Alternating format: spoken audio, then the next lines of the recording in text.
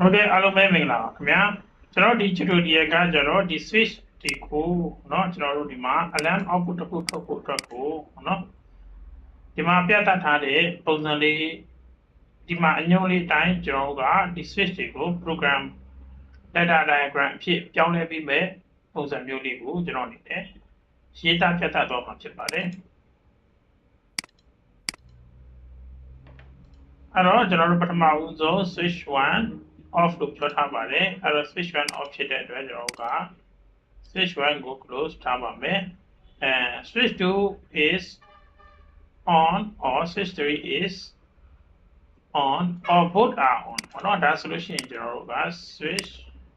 2 နဲ့ switch 3ပေါ့เนาะ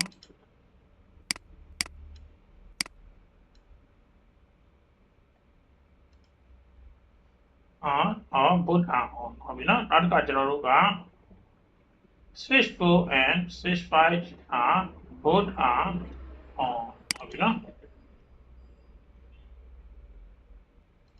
အဲ့တော့ both are on ဆိုတဲ့နေရာမှာကျွန်တော်တို့ကเนาะနှစ်ခုလုံး on မှာပြောမယ်ဆိုရှင် switch 4နဲ့ switch 5ကเนาะ both နှစ်ခုစလုံးကို on ဟုတ်ပြီနော်ဒါဆိုရင်ကျွန်တော်တို့ကเนาะ switch 4နဲ့ switch 5ဟုတ်ပြီနော်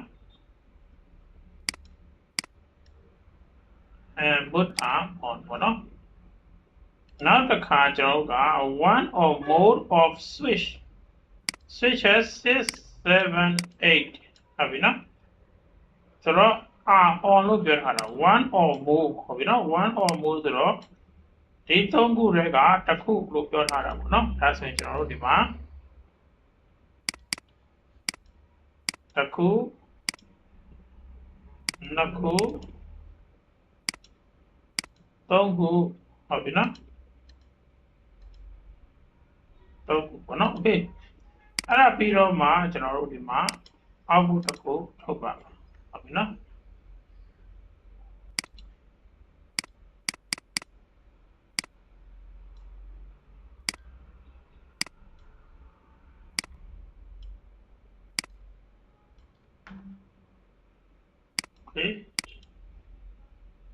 ကဲအဲ့တော့ကျွန်တော်တို့ကဒါလေးတွေကိုเนาะကျွန်တော်တို့နာမည်လေးတွေပေးပါမယ်เนาะဆိုတော့ဒီဟာက alarm ဖြစ်ပါတယ်ခင်ဗျာကျွန်တော်တို့ကို alarm လို့ပေးပါမယ်ဒီเนาะကျွန်တော်ဒီမှာ alarm လို့ပေးပါမယ်ခင်ဗျာ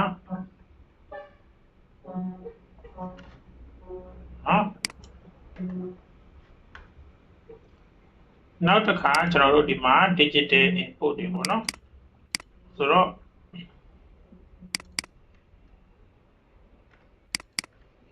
ကျွန်တော်ဒီမှာ symbol တွေပေးလို့ရတယ်ဟုတ်ပြီနော်အဲ့တော့ symbol name ကိုကျွန်တော်တို့ပေးတယ်ဆိုတာကနော်အဓိကဘာလဲဆိုတော့ကျွန်တော်တို့ဒီ symbol name နာမည်လေးခေါ်လိုက်တာ ਨੇ ပေါ့နော်ကျွန်တော်ဒီ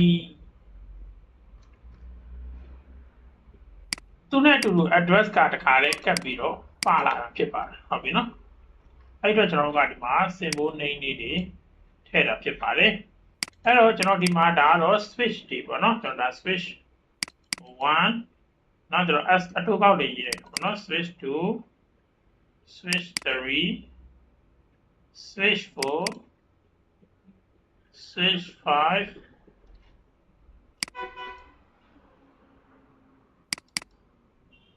now switch 6 now switch 7ဟုတ်ပြီနော်ကျွန်တော်ဒါလေးတွေရေးမယ်နောက်တော့ switch 80ရှိဟုတ်ပြီနော်နောက်ဒီမှာကြည့်မယ်ဆိုရင် switch 80ရှိနော်ဒါကျွန်တော် switch ဒါဒီမှာ80ရေးတယ်ဟုတ်ပြီနော် switch 80ရေးတယ် okay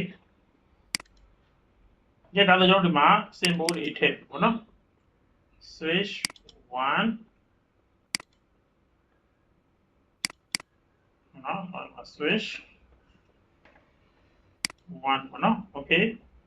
ဒါဆိုရင်ကျွန်တော်က switch 2နော်ဒါကြတော့ switch 3 နော်ဒါကြတော့ switch 4ဒါကြတော့ switch 5ဒါကြတော့ switch 6ဖြစ်မယ်ဒါကြတော့ switch 7ဖြစ်ပါတယ် okay ဟုတ်ပြီနော်ကဲဒါဆိုလို့ရှိရင်ဒါလေးကိုကျွန်တော်တို့เนาะ simulation လေးတစ်ချက်စမ်းပြီးတော့လုပ်ကြည့်ပါမယ်ခင်ဗျာ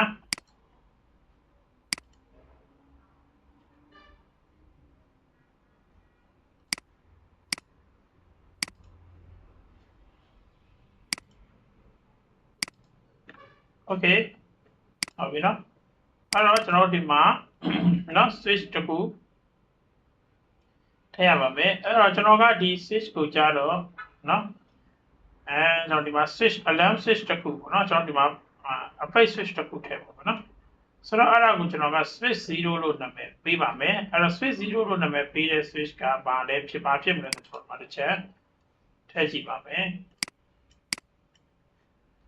เนาะကျွန်တော်ဒီမှာနော်ဒါကိုကျွန်တော်က S0 လို့နာမည်ပေးလိုက်တာဖြစ်ပါတယ်ဒါဆိုလို့ရှိရင်ကျွန်တော်တို့ကဒီမှာ symbol မှာ S0 ပေါ့နော် okay ဟုတ်ပြီနော်ဆိုတော့ဒါလေးတစ်ချက်ပေးပါမယ်ကဲဒါဆိုကျွန်တော်ဒါလေးကို simulation လုပ်ပါမယ်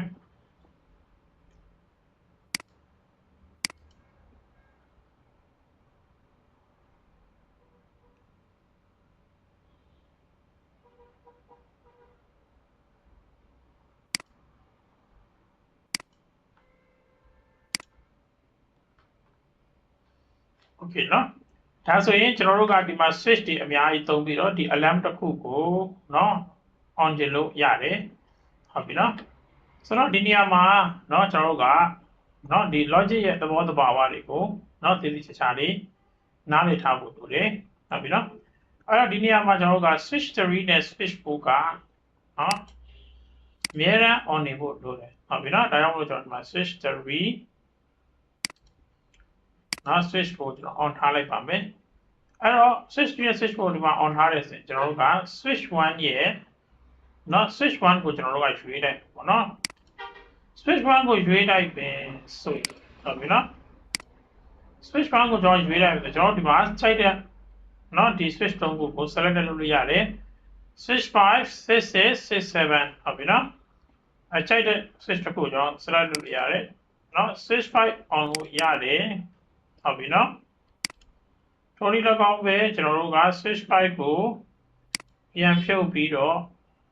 နော် switch on ရင်လည်းဒီမှာ alarm က on မှာဖြစ်ပါတယ်ဟုတ်ပြီနော်ဒါဆိုကျွန်တော်က switch 5ကို on မယ်နောက်တစ်ခါ switch 7ဟုတ်ပြီနော် switch 7ကျွန်တော် on ကြည့်မယ် okay ဒါဆိုရင်လည်း alarm က on ပါလိမ့်မယ်ဟုတ်ပြီနော်okay ကဲတော့ခါကျွန်တော်နောက်ထပ်ရွေးချယ်စရာတစ်ခုရှိပါတယ်အဲ့ဒါကဘာလဲဆိုတော့ဒီ switch 1 switch 2ရဲ့အစုဖြစ်ပါတယ်အဲ့တော့ကျွန်တော်တို့ကတကယ်လို့ပေါ့နော်ဒီမှာတော့ကျွန်တော်တို့ကဒီ၃ခုတဲ့တစ်ခုကိုရွေးပြီးသွားပြီဆိုရင်ကျွန်တော်တို့ကဒီမှာလည်းရွေးချယ်စရာနှစ်ခုရှိတယ်ပေါ့နော်ဒီမှာ switch 1နဲ့ switch 2ပေါ့နော်ဆိုတော့ switch 1နဲ့ switch 2ကနှစ်ခုရှိတာဖြစ်တဲ့အတွက်အကယ်လို့အခုတော့ကျွန်တော်က switch 1ကိုရွေးထားတာပေါ့နော် switch 1ကိုကျွန်တော်ဖြုတ်ပြီးတော့ switch 2ကိုရွေးမယ်ဆိုရင်လည်းကျွန်တော်ဒီမှာ alarm လုပ်ဟုတ်ပြီနော် alarm အဖို့ထွက်မယ်ထိုနည်း၎င်းပဲနော်ကျွန်တော်တို့ကနော်အကယ်၍ကျွန်တော်တို့ကဒီမှာဆိုကြပါစို့ပေါ့နော်ဒီ switch 1ကိုကျွန်တော်တို့ကရွေးချယ်ထားတယ်ဟုတ်ပြီနော် switch 1ကိုဒုံမို့ switch 2ကိုရွေးချယ်ထားတယ်အဲ့ဒီချိန်မှာကျွန်တော်တို့ကနော်ဒီလမ်းကြောင်းထဲမှာဟုတ်ပြီနော်ကျွန်တော်ကဒါကိုကျွန်တော် off ထားလိုက်ပြီဒါဆိုရင်လောလောဆယ်တော့နော်သွားနော်ဒီ signal alarm signal မရောက်သေးဘူးအဲကျွန်တော်ဒါလေးကို on လိုက်တယ်ဟုတ်ပြီနော်အဲ့တော့ဒီချိန်ထိကတော့ alarm signal ကရောက်ပါတယ်ဘာကြောင့်လဲဆိုတော့ကျွန်တော်တို့ဒီမှာ serial line ဖြစ်နေလို့ဖြစ်ပါတယ်ဟုတ်ပြီနော်ဆိုတော့ကျွန်တော်ကဒီမှာရွေးချယ်တဲ့နှစ်ခုရှိတယ်ဒါကို off ပြီးတော့ဒါကို on မယ်ဆိုရင်လည်း okay ရတယ်ဟုတ်ပြီနော်နောက်တစ်ခါမှဒါကိုကျွန်တော်တို့ off ပြီးတော့ဒီမှာ on မယ်ဆိုရင်လည်းရတယ်ဟုတ်ပြီနော်ဆိုရင်တော့ကျွန်တော်တို့ဒါကို off နဲ့ဒါကိုပြန် on မယ်ဆိုရင်လည်း okay ဟုတ်ပြီနော်ဆိုတော့ရပါတယ်ဆိုတော့ဒါကကျွန်တော်တို့ဒီနော်ဒီ alarm တွေကိုနော် alarm output ထုတ်နိုင်ဖို့အတွက်ကိုကျွန်တော်တို့က เนาะဒီနေရာဌာနအသီးသီးကနေပြီးတော့ပေါ့เนาะကျွန်တော်တို့เนาะဒီ signal တွေကိုเนาะထုတ်ပေးလို့ရတယ်ဆိုတဲ့ပုံစံမျိုးလေးပေါ့เนาะဆိုတော့ကျွန်တော်တို့က CV line ကိုမြင်တက်ရမယ် parallel line ကိုမြင်တက်ရမယ်အဲ့တော့ပြောရမယ်ဆိုရင် signal လာတဲ့လမ်းကြောင်းတွေကိုကျွန်တော်တို့က tele ချချလေးเนาะကြည့်တက်စေဖို့အတွက်ကိုကျွန်တော်အနေနဲ့ဒီသင်ခန်းစာကိုเนาะပို့ချခြင်းဖြစ်ပါတယ်အကယ်၍ကျွန်တော်တို့ဒီမှာ logical အရမှန်နေခဲ့ရင်တော့ပါပေါ့နော်။ကျွန်တော်ဘယ် logic ကပဲမှန်မှန်ကျွန်တော်တို့ဒီနော်ဒီဘက်မှာရှိတဲ့နော်ဒီ S0 ကပြန်ပြီးတော့ကျွန်တော်ကိုနော်